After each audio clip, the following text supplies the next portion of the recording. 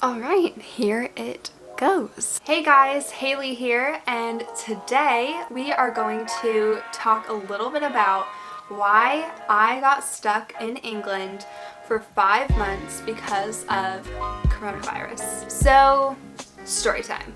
I originally planned to go to England for 1 month in March to visit my now boyfriend named Kieran. Little spoiler alert there, but long story short, me and Kieran met each other in December when I went to go visit my best friend in Ireland. Kieran is actually from England, but we just happened to meet that night and kept talking ever since that night. The story of how we met is actually really interesting, and I would love to tell that story another time, so I'll probably do another video soon talking about how Kieran and I met, which he might be featured on or something like that, just because it's actually a really cool story. Anyways, after we met in December, I decided that I was going to go visit Kieran in January, visited him for 2 weeks, came home back to the greater Seattle area in the US, and after coming home, me and Kieran talked again and decided that I would visit him again in March. So when we decided that I would visit him again in March, just to make it clear, Kieran was unable to visit the US just because of career obligations and everything else, so I just want to make that clear, just so that there's no confusion. I luckily had some time off of school because I go to the University of Washington. I'm finishing up my last year there actually. When I had some time off, I thought, oh, this would be perfect time to go and visit Kieran in England again. So in March, we decided that that was going to happen. This was the beginning of March. Before I had left to visit him, the whole talk of coronavirus started to become a thing. Honestly, before I left, I wasn't that concerned about it, just because I don't think anyone thought that it was going to be what it was, and I don't think anyone thought that it would impact our entire world the way that coronavirus has and the way that this pandemic has evolved. But basically, my naive self in March was trying to be optimistic and thought that I'd be totally fine for my little visit. But obviously I was completely wrong. My original stay that I was supposed to stay for 1 month turned into 5 months. So let's dig into how that happened. When I got there, originally I flew into London and we went to Leicester because Kieran is a professional rugby player, and he this past year was playing for the Leicester Tigers, so I went to go stay at his apartment with him in Leicester, and the weekend following of when I arrived, we went to London. Kieran has some family in London, so we got to stay there, which was really, really great. We got to go there in January as well, but in March I wanted to go back and kind of finish up all of the touristy things that I wanted to do that I didn't really get a chance to do the first time.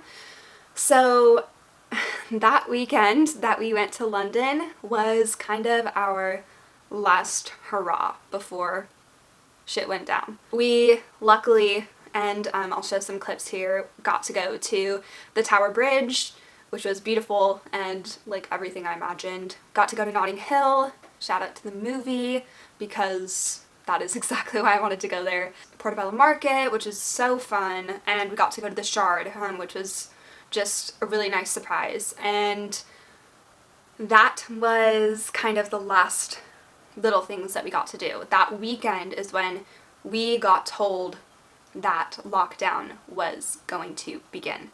So Kieran, with his rugby, kind of got messages from the club saying that they were going to postpone the season, I guess. I think it started off with a couple of weeks, or maybe just a week, that they were postponing it, and they were taking a look at it kind of week by week and seeing what the news was saying and what other rugby clubs were doing, and it was very like uncertain times. Obviously, eventually we found out that the rugby season would not continue, and we ended up getting stuck in London for I think it was like 10 or 11 days with his family, because that's when lockdown began, and we just didn't really feel that it was right to travel back up to Leicester during that whole situation. Also, the living situation in Leicester was not necessarily like ideal. So when we were in London, I actually was receiving lots of messages about if I was going to be able to get home, and actually Kieran was receiving a lot of messages as well, kind of from both of our friends and our families, just concerned that I would not be able to return home. We tried to be really optimistic about the whole situation, and we just thought it's only a couple more weeks until I'm supposed to go home, and you know, nothing's going to really change during that amount of time. Obviously, we were wrong. Maybe around a week into when we were in London, I got an email saying that my flight had been cancelled. At that point, we knew that it was going to be kind of hard for me to get home. Me and Kieran had to kind of have a discussion together about what I was going to do. Was I going to wait it out and wait for my original airline, which I bought a round trip ticket with, to start having flights again from Heathrow to Seattle? Or was I option 2 going to try and get home on another airline but buy a completely new ticket, waste my money from my round trip ticket that I had already purchased, and spend $1,000 or more on a one-way ticket home? And this was when all American citizens were scrambling from all over Europe to get home, so it was just a crazy time and a crazy situation. Eventually, Kieran and I made the decision that I was just going to wait it out and not waste my money on another ticket home. We knew that that was going to be kind of a risk, but we were willing to take it, especially because luckily everything was going really well between the two of us and we were getting along really well. So we decided, what's a little more time together when we were supposed to be long distance anyways? It's going to be really nice to have some like quality time together that we don't normally get to have. So we decided that I was going to stay. Obviously, little did we know that it would be as long as it ended up being that I got to stay, but I'm extremely thankful for the time I had with him and also his family. So yeah.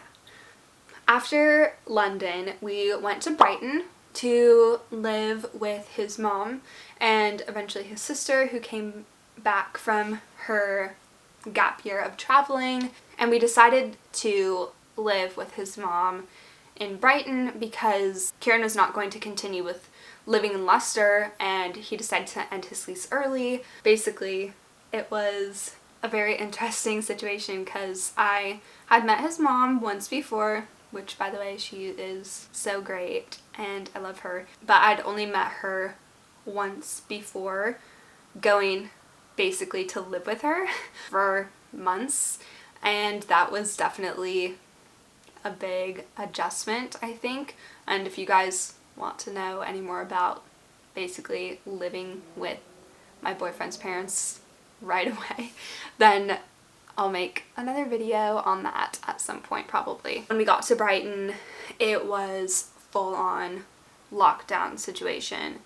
This was when everyone is quarantining, everyone is being extremely careful. So we resorted to doing TikToks, like I'm sure everyone did during quarantine. We played a lot of card games, we did board games, charades, like literally everything that you could think of for like weeks on end, paintings. And at this point, once we had kind of been like 1 month into my trip there and everything, Kieran and I finally made everything official, and you know, we were boyfriend, girlfriend, all that fun stuff, which I think made me feel a lot more secure about the time that I was spending there and like the investment that I was putting into him and his family. But that's just me. But basically, my flights kept getting canceled after the initial cancellation. I kept rescheduling my flights to go home, but they kept getting canceled. I rescheduled my flights either 3 or 4 times in total before I was actually able to find a time to come home, and I needed to get home before my best friend's wedding. Shout out to Hannah and Jake because their wedding was absolutely beautiful and they're just the cutest. But I was a bridesmaid in that wedding and I knew that I had to be there for that time, which was on August 1st. And luckily I was able to find a flight. I was able to find flights home by the end of July. This took so many hours of being on the phone with my airline. It took a lot of patience and a lot of kind of worrying that my flights are just going to get canceled altogether. And by the time that I was actually able to get a flight home, it was going through 4 different airports and traveling for 22 hours, which was awful and not an experience that I wish for anyone during a pandemic, or honestly at all, but especially during a pandemic. So to sum it all up, I honestly could not be more thankful that the cards kind of were dealt the way they were to me and to Kieran, because honestly we got to live out the ideal quarantine and our relationship kind of just grew so much within that time, and yeah, I'm just really thankful for that. But basically I really did get stuck in England for 5 months, and I know that a lot of people were very curious what happened if I like moved to England, which I mean basically I was living there for 5 months, so totally understandable that people think that. So I hope that this video was really entertaining to watch and that my quarantine and coronavirus story was up to some use of entertainment for everyone else. And I know that there's probably some more questions that people might have or are curious to know about. I know some, for example, just off the top of my head, are like how me and Kieran met, how it was living with his parents, if I am going to eventually move to the UK, all that juicy stuff. All of those questions are going to be answered soon in upcoming videos or on my Instagram, and I actually hope to be making a lot more videos coming up and be more dedicated to posting more consistently. So I hope that you guys are interested in kind of my stories right now and everything that's going on, and you guys will stay tuned into my YouTube channel. So go ahead and like this video if you liked hearing this story, and hit the subscribe button so that you guys can hear more of your unanswered questions. Thank you so much, and I'll see you guys soon.